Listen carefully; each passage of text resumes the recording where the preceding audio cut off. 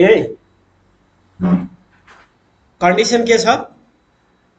हाम्रो कुनै file C को फाइल चाहिँ कहाँनिर रहेछ एउटा फोल्डरमा छ हैन त्यो सी ड्राइभ भित्र होस् अथवा डी ड्राइभ भित्र होस् अथवा कुनै पनि ड्राइभ भित्र होस् भनेपछि कमान्ड प्रम्प्टबाट जानको लागि हामी के गर्नुपर्छ पहिला कमान्ड प्रम्प्ट खोल्ने विन्डोज आर गरे सीएमडी गरे खोल्यो हैन अब यहाँनिर म के गर्ने अब यहाँनिर के गर्नु पर्यो भने हामीले कुनै पनि फोल्डर भित्र जानु पर्यो भने डाइरेक्टरीलाई चेन्ज गर्नु पर्यो चेन्ज डाइरेक्टरी भनेर दिनु पर्यो त्यसको कमान्ड के रहेछ सीडी मेरो फोल्डर कहाँ थियो डेस्कटपमा इन्टर अब हेर त यहाँ तिमीहरूले के हेर कि अघिसम्म हाम्रो यति मात्रै आइरहेको थियो हैन एचपी सम्म भनेपछि सी ड्राइभ भित्र युजर भन्ने छ फोल्डर त्यो भित्र एउटा के छ एचपी भन्ने छ हैन यतिसम्म हाम्रो बाइ डिफल्ट आको अब मैले के गरे सीडी चेन्ज डाइरेक्टरी गरे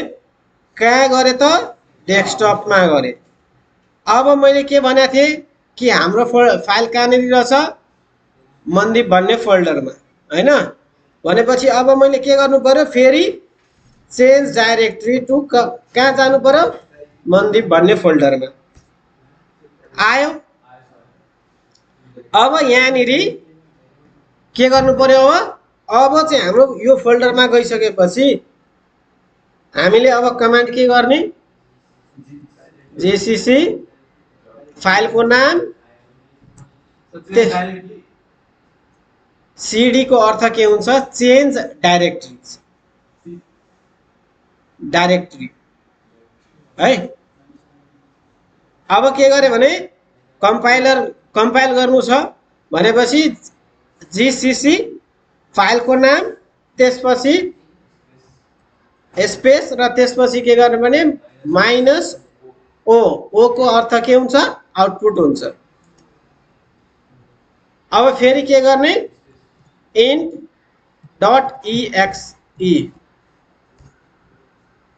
अब हेर मैले अघि तिमीलाई के भनेको थिएँ कि यसमा इरर आउँछ भनेर हो इरर आयो के भनिरहेछ मेन फंक्सनमै इरर छ भनेर भनिरहेछ हो अर्को छ कलम 13 मा चाहिँ एउटा इरर छ हैन यहाँ सेमिकोलन चाहिँ मिस भएको छ भनेर भनिरहेछ त्यसले गर्दाखेरि हामी के गर्नु पर्यो अब त्यो सबै कुरा मिलाउनु पर्यो हामीले अघिसम्म फाइल रिड गर्नको लागि के गर्यौं सीएमडी खोल्यौं त्यसपछि चेन्ज डाइरेक्टरी गरेर आफ्नो फोल्डर कहाँ छ त्यो भित्र गयौं र जुन फाइल छ त्यसलाई कम्पाइल गर्यौं ठीक छ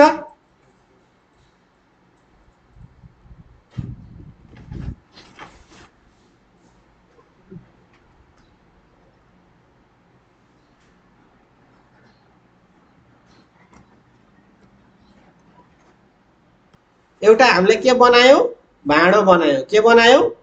भाडो बनायौ अब त्यो भाडोमा हामी के गर्छौं x =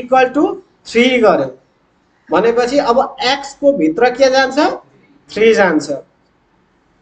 अनि हामीले यहाँ के गरिरा छौं प्रिन्ट f हैन ब्र्याकेट ओपन गरेर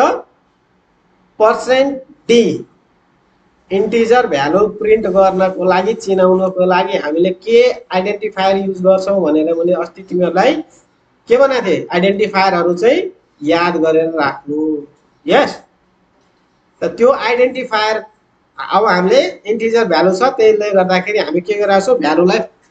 कल गरिरहेका छौं आइडेन्टिफाई गरिरहेका छौं %d गरेर अब कमा दिएर x गरिरहेका छ अब फेरि कसलाई कल गर्यो x लाई भनेपछि x को भ्यालु अब के आउने भयो 3 आउने भयो अब हामीले यसमा रन गरौँ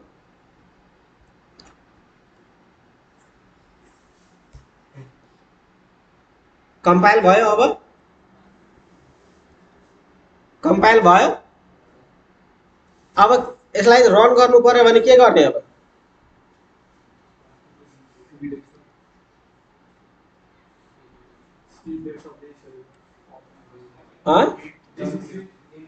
जीसीसी हामीले त कम्पाइल गरिसक्यो त माथि, यो कम्पाइल गरे हैन? अब int.exe आयो।